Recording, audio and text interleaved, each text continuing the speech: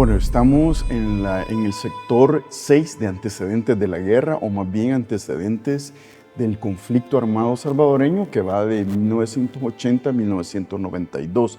Creo que hay un elemento fundamental en estos antecedentes y tiene que ver con la Guerra de las 100 horas que se libró en julio de 1969 entre El Salvador y Honduras. Esto pues trae una serie de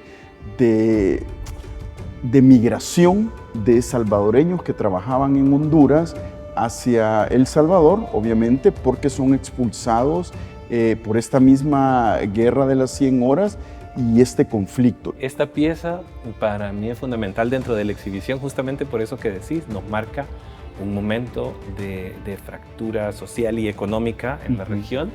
Entramos en guerra con Honduras, la famosa guerra del fútbol, ¿verdad? Porque se estaba justamente peleando la ida al Mundial de Fútbol contra Honduras. Lo de la guerra de fútbol es un mito, obviamente, eso no tiene nada que ver con, o sea, no es que... Bien. Literalmente no tiene nada que ver, ¿verdad? O sea, la guerra con Honduras es un proceso que viene construyéndose, ¿verdad? Sí. Desde mucho antes, y casualmente pues nos toca eliminarnos contra Honduras y bueno, hasta un partido posterior que se juega en México, ganamos y vamos al Mundial. Yo creo que no hay mejor obra que represente que esta de Julia Díaz, que se llama La Fuga, en donde podemos observar obviamente a una madre con su hijo, por lo menos lo que yo puedo ver, Puede ser, sí. en una huida de las tierras probablemente de Honduras, porque empiezan a expulsarse comunidades y familias salvadoreñas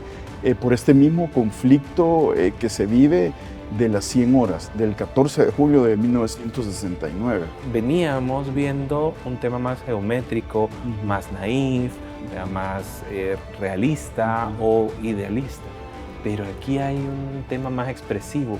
Vemos, por ejemplo, estos pincelazos que son como más sueltos, más como con más nerviosismo. Se siente una pintura más expresiva. Vemos cómo esta figura deja como esta sombra, se aleja así como dejando pues recuerdos, estelas y cosas atrás.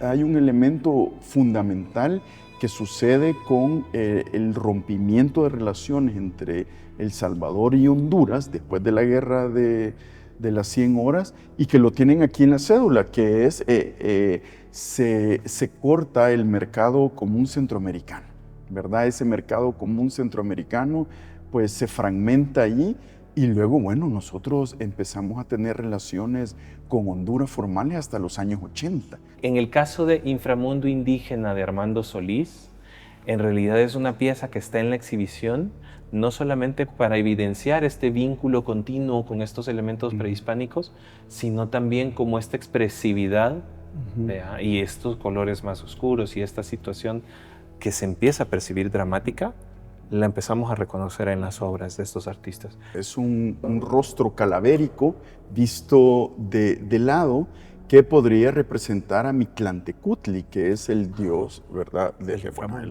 la muerte y esto, que tiene que ver con Mictlán, el lugar de la muerte, ¿verdad? Entonces, más o menos así lo veo y hay otras, bueno, hay algunos círculos concéntricos, algunas espirales ahí. La muerte está presente previo al conflicto armado, obviamente. Y yo creo que es importante porque nos habla de esta tensión que de alguna manera está ahí en la siguiente década, pero es que no surge de la nada. Y bueno, en ese sentido, esta pieza de Roberto Galicia, que se llama El paso del tiempo, sí que vemos de nuevo estos tonos oscuros, esta reminiscencia a lo prehispánico, el volcán de nuevo, con esta tensión, lo telúrico, que viene como siendo un eje de toda la exhibición, pero que igual poco a poco esta línea nos guía a los siguientes cuadros, a los siguientes temas. Es interesante esta estructura piramidal, ¿verdad?, que tiene.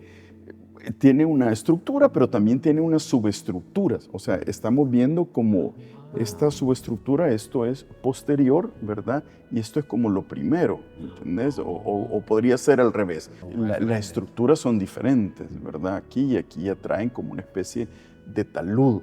Y alguna decoración, no sé si se inspiró en Tazomal o no lo sé, ¿verdad? Pero sí el elemento del volcán es muy interesante porque es el elemento del volcán que está o sea, haciendo erupción y el río, ¿verdad? El río de lava. El río de lava y que al final y al cabo es una muestra del paso del tiempo, pero que este país se estaba desangrando, ¿me entendés? Me encanta esta parte de acá, ¿verdad? En donde se ve esa, que está como se está derramando. Justamente esta transición de esta parte histórica, de esta tensión en el campo, nos lleva a esta pieza de Recuerdos de Ciudad del Pasado de Ricardo Carbonell, y este cambio a la ciudad es también bien relevante, que lo veníamos hablando con el énfasis de los años 50 para acá, pero es la ciudad donde se va a empezar a desarrollar la vida de la mayoría de los y las salvadoreñas.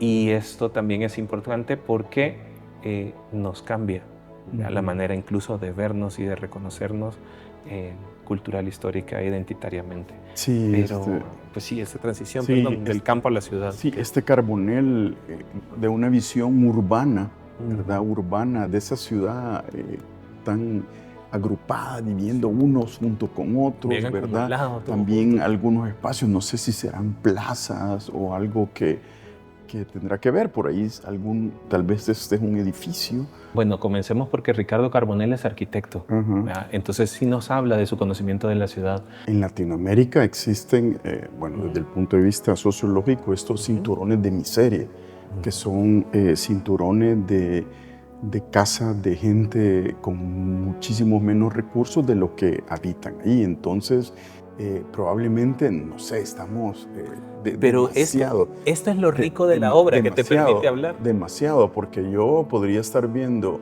estas casas apuñadas como un cinturón de esa miseria, y por otro lado casas grandes, pero él ocupa varias perspectivas. O sea, está ocupando una perspectiva, como diría, de corte y otra de planta. Y la de planta, estoy así elucubrando, imaginando, estas podrían ser casas con piscina, ¿me entiendes? Entonces es como estar, no sé, ¿me entendés? Edificios acá, pero no lo sé. O sea, para mí es muy, muy difícil, pero sí lo que veo es un espacio urbano en donde están viviendo apuñados, ¿verdad? Pero también todo esto es lo interesante de la obra, que te permite hablar, que te permite reflexionar, que te permite pensar qué más nos ofrece la imagen, no solamente con el contexto histórico. Pero eso es lo rico de la obra, y es una diferencia enorme. Por ejemplo, en el caso de la historia, vea que son hechos fácticos. En el caso de las artes, pues es más subjetivo. Y ese es el valor que tiene, la posibilidad de la subjetividad, la posibilidad de la imaginación, y no por eso le resta. Y llegamos a esta última pieza de esta sección, que es Ciudad Envuelta, hablando de ciudad. Y para mí esta pieza sí ya nos habla del tema de conflicto. Ya es como, bueno, ya entramos a los 80 desde la de Don Roberto, pero aquí sí tenemos una ciudad envuelta, oscura.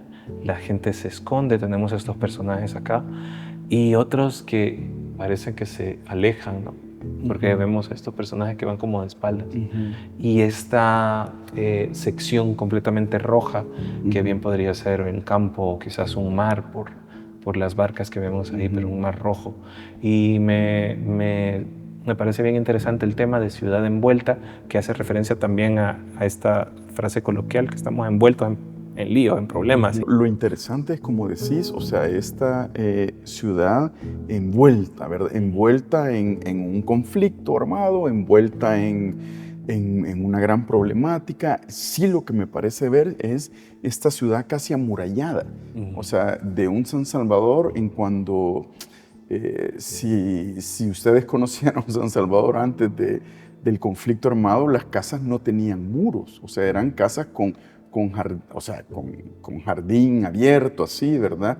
Wow. Pero no tenían muro. Entonces, durante el conflicto armado empezó a hacerse muy popular el levantar los muros de las casas con sus tapiales, ¿verdad? Y con sus tejas.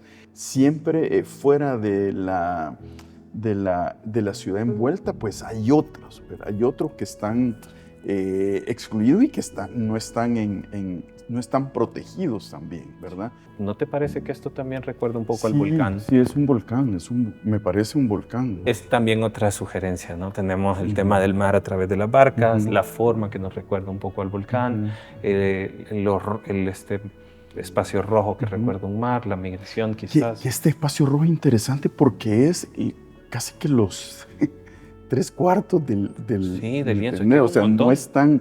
Normalmente pues se hace mucho más abajo, pero él quiere representar que aquí hay un mundo abajo de este, ¿verdad? Sí, en realidad es bien interesante porque, de nuevo, vea, la obra nos permite pensar, imaginar cosas. Dialogar e inventar. También, pero sí. Eso justamente es lo interesante de la obra, porque de nuevo, o sea, es a partir de la imagen, ¿qué podemos decir de su contexto, del artista y de lo que vemos representado en ella? Y pues sí, nos habla probablemente, de una situación pues dramática, ¿no? Y esa rama es interesante, ¿verdad? Sí. Porque al final sale de esa ciudad envuelta. Esto es como una esperanza. En eso estaba pensando, fíjate, pero qué bueno que lo decís tú.